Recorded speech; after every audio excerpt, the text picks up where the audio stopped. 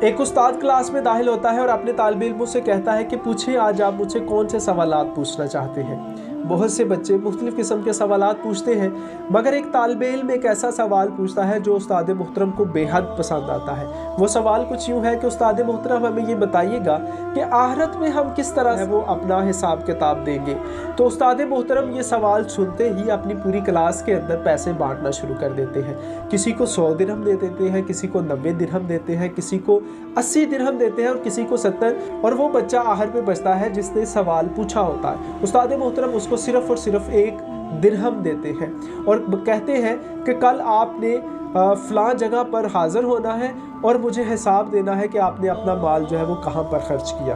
बच्चे बड़े खुश होते हैं और घर में चले जाते हैं। अगले रोज़ उस्ताद की बताई हुई जगह पर पहुँच जाते हैं और वो जगह वो होती है जहाँ पर नान बाई जो है वो नान लगाता है। उस्ताद मोहतरम पहले उस लड़के को बुलाते हैं जिसको 100 दिरहम दिए होते हैं और उसको कहते हैं कि इस तनूर के ऊपर चढ़ जाओ, मुझे हिसाब देना शुरू कर दो कि तुमने अपने 100 दिरहम कहाँ खर्च किए। वो कहता है कि 5 दिरहम का ये किया, 10 का ये किया, 15 का ये किया। इसी तरह जैसे ही वो हिसाब किताब दे रहा होता है उसके पाँव जलना शुरू हो जाते हैं, आग के शोले उसके जिस्म के ऊपर भी पड़ते हैं और उस लड़के को हिसाब देते हुए प्यास भी लग जाती है।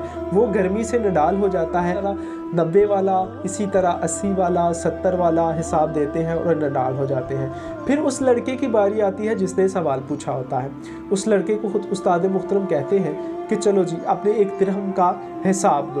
वो फ़ौरन से मुस्कुराता हुआ चढ़ता है तंदूर के ऊपर और कहता है कि मैंने 1 दिरहम का धनिया लिया था जो कि मैंने अपने घर में इस्तेमाल किया था, और ये कहते हुए वो फ़ौरन से उतर जाता है और बाद में उस्ताद की तरफ मुस्कुराते हुए देखता है। उसको ये लगता है कि शायद उस्ताद ने मेरे साथ कोई फेवर की है, बल्कि ऐसा नहीं होता।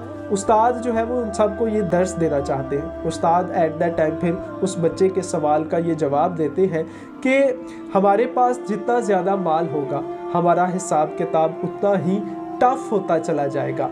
सो जो माल अल्लाह ताला ने आपको दिया है उसको अल्लाह की राह में खर्च करने की कोशिश करें। आपकी जितनी भी ज़रूरियात ज़िंदगी हैं हलाल तरीके से, जायज़ तरीके से उनको पूरा कीजिए।